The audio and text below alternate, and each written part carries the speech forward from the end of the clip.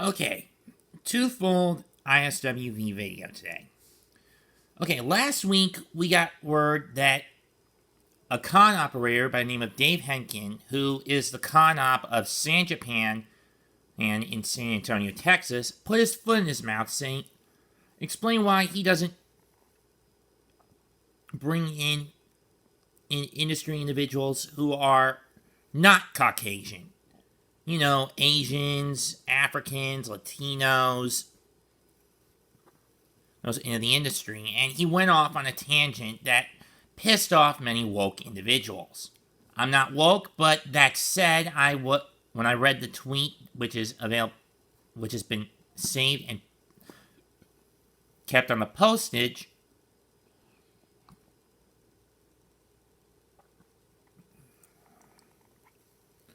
on various other videos here on YouTube, by other guys in the ISWV troop, like the Umbrella Guy, Hero Hay, Trent Michaels, etc.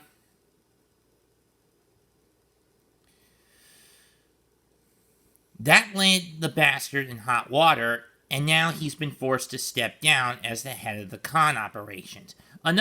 What's even more disturbing is he was one of the many jackasses responsible for basically threatening other cons throughout the country to not hire Vic Mignogna. Not book Vic Mignogna. And I mean counting most of the major cons. He was the one who had a hand in trying to arson Anime Matsuri last year, at least from how I've heard the story from their ISWV videos goes. Mr. Henkin, you're an idiot. And like I've said, and to those who have this mindset, you clean the outside of the cup and dish, but inside it's full of greed, self-indulgence.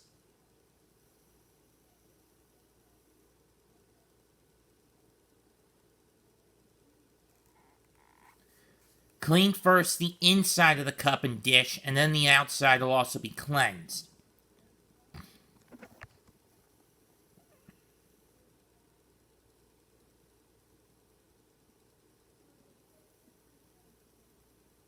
On the outside, these people like Mr. Henkin appear to be righteous, woke, and full-blown progressive. But inside, they are full of hypocrisy and wickedness.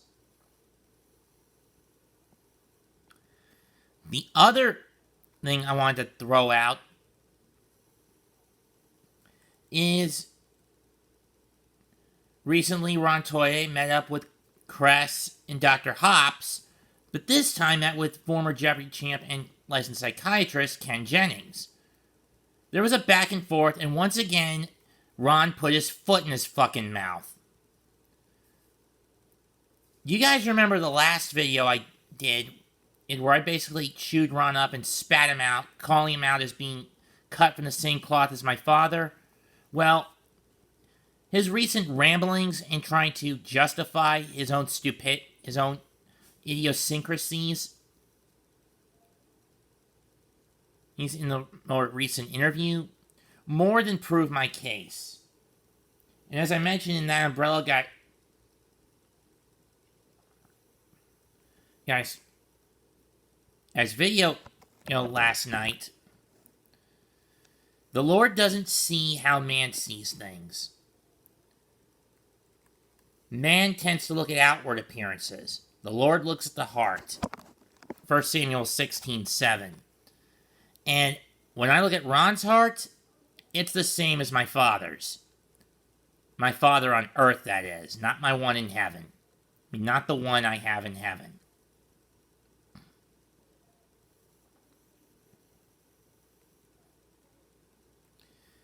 It's rotten all the way to the core.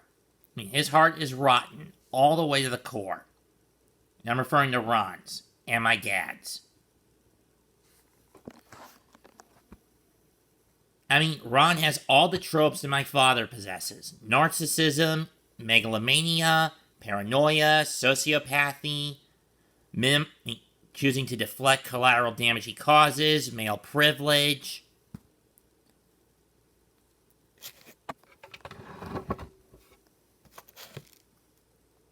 etc.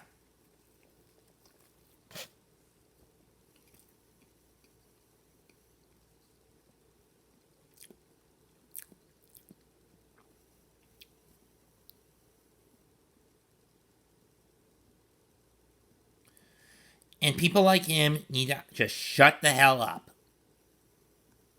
Now that Chupp is out of the judge's chair and Walker is coming in, this trial is going to get done more fairly. Vic's going to get the justice he deserves. Funimation and Rooster Teeth are going to be found guilty.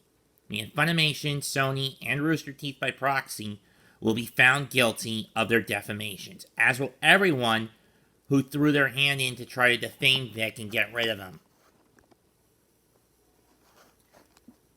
The only people who I do believe are going to get amnesty from this, as I mentioned last time, those who stood with Vic would include, at least within Funimation, being Todd Abercorn, Chuck Huber, Chris Aries, Lucy Christian, Kyle Hebert, Jai Young Bosch, Aaron Dismuke, Tiffany Grant,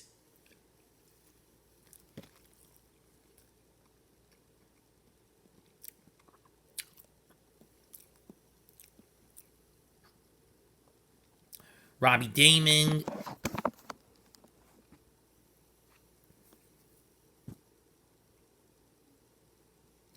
and several.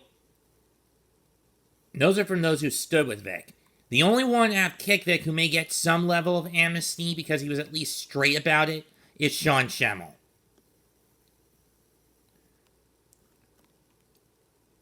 Both of whom, both Sean and Vic respectively, have confirmed Sean never liked Vic. Everyone else, throw them under the bus. As far as I'm concerned. Maybe Caitlin Glass you could let slide.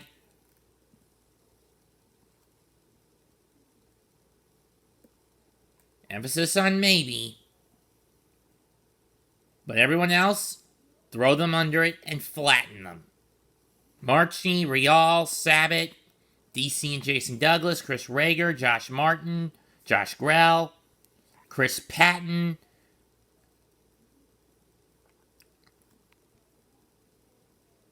Greg Aries, J. Michael Tatum, Mike McFarland, Colin Klinkenbeer, Tara Jane Sands.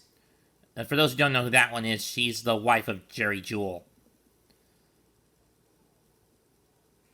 Miles Luna, Jen Brown, Barbara Dunkelman. Well, I could say we could also spare the Joneses, Lindsay and Michael.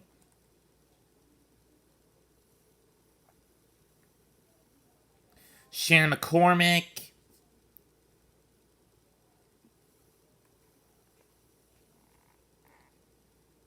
Tia Ballard, Brina Palencia, Brittany Kabowski, Jason Leachbert.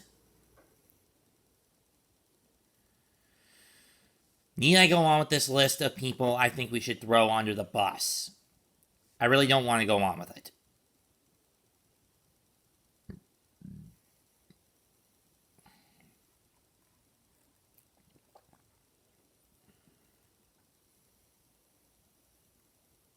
So tell me, Ron, what are you afraid of, huh?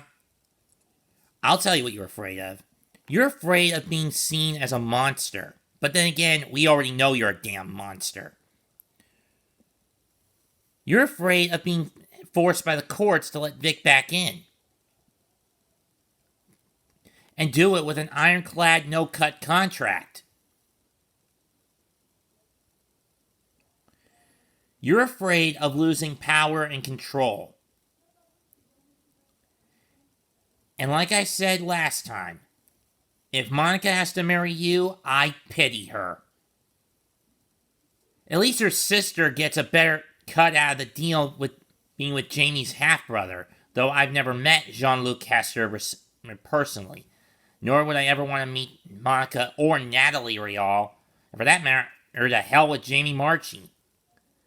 I mean, the number of VAs I've met over the past 4 years, it's a small number. I've met Vic Mignogna 6 different times. Spike Spencer and Chuck Huber, met them twice, each. Jai Young Bosch, Caitlin Glass,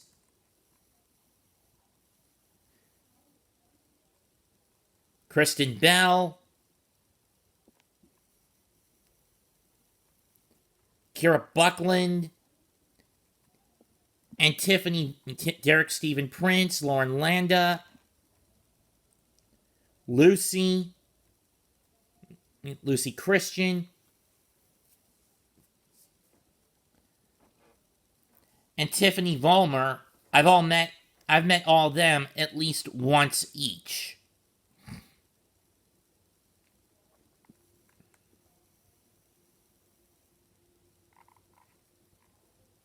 And I've only been going to anime cons, anime and comic conventions dating back to 2016.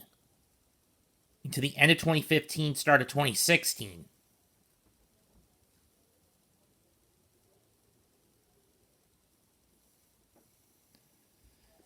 That having been said,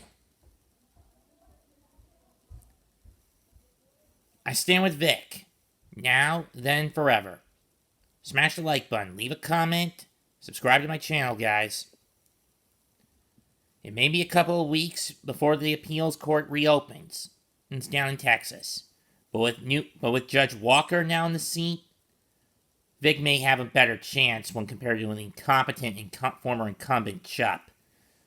God bless, goodbye, and good night. Bang.